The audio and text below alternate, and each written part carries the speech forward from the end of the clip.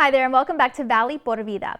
All right, well, Ann and Robert H. Lurie, a children's hospital, recently polled 1,000 parents across the United States, focusing on how they contextualize the impact of the pandemic on their child's mental health, what choices they regret making, and of course, what they've done to constructively address challenges. What they found is interesting, and we can learn all about just how bright our young children are, as well as different ways that we can help them keep their mental health intact still today.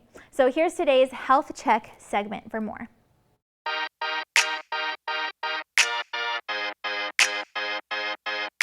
So good morning, everyone. Nice to see you. I'm Colleen Cicchetti. I'm a child clinical psychologist in Chicago, and I am calling in this morning to talk with you about some of the concerns that parents have had about their children and students during this COVID year with all of the changes in schedules and disruptions.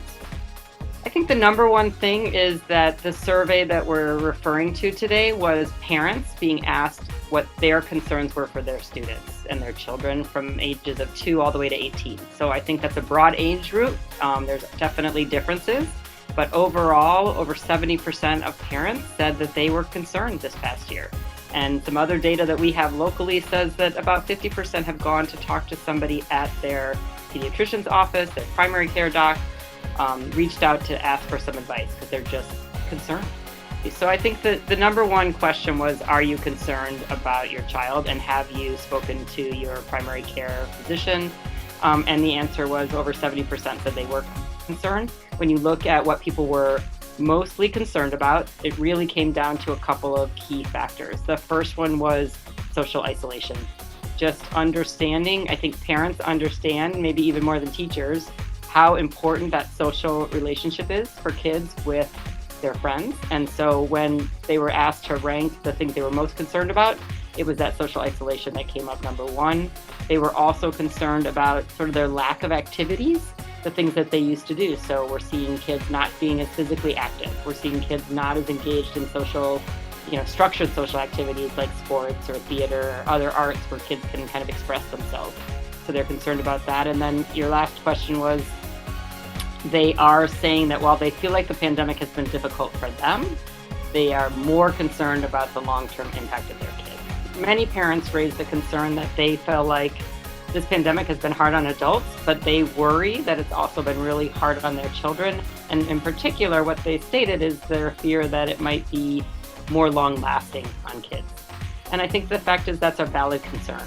What we know is that kids have fewer life experiences to make sense out of a scary or different event. If you think about the whole pandemic, a lot of people are talking about it as traumatic. My language has been that it hasn't been traumatic for everyone. What we know is that it has been really stressful for all of us. We've had disruptions, changes in our routines, missed out on important family gatherings and celebrations and graduations. And for kids, that experience is definitely stressful. It's been really hard on them. They don't have, they've been looking forward to these big events like their graduations and proms.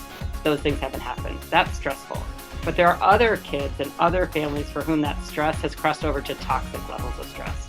And that's when we talk about people who had food insecurity, home insecurity, parents have lost jobs. We know that both opioids, domestic violence, alcohol use, all of that has been increasing. So for some kids, it's been toxic. And then there's another group, a smaller group, luckily, when we really think about trauma. And those are those kids, no matter what age they are, who traumatically lost a family member or someone close to them and was not able to say goodbye. They were not able to have the normal rituals that help us make sense out of sad and scary things.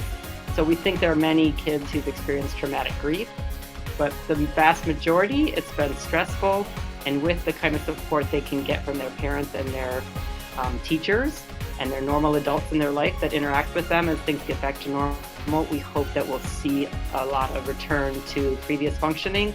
It might take a little bit longer than we want, but it's going to happen for the majority of kids, and those that don't do that on their own are going to need extra support. So I think, in closing, I think where we are today is that there's a lot of anxiety about return to school. I think no matter what part of the country you're in, people are concerned, not sure what's going to happen, if school's going to be open or closed, and masks or not.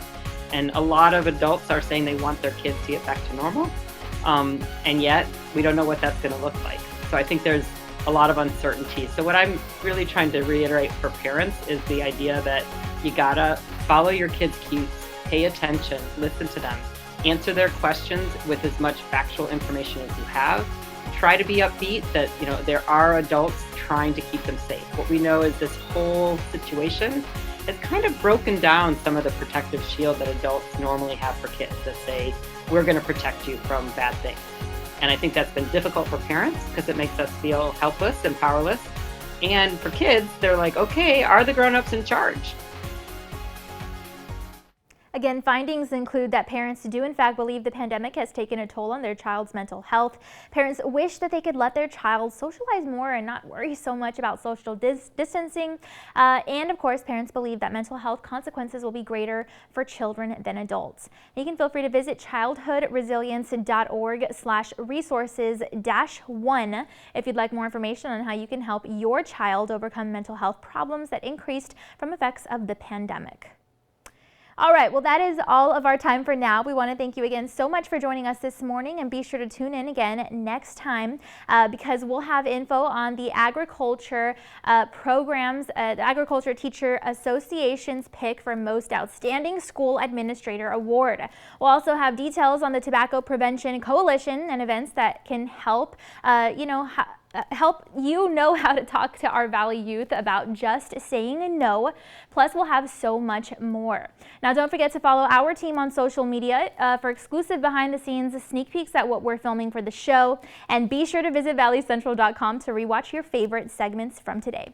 We've got all of that and so much more next time on Valley por Vida. We'll see you then.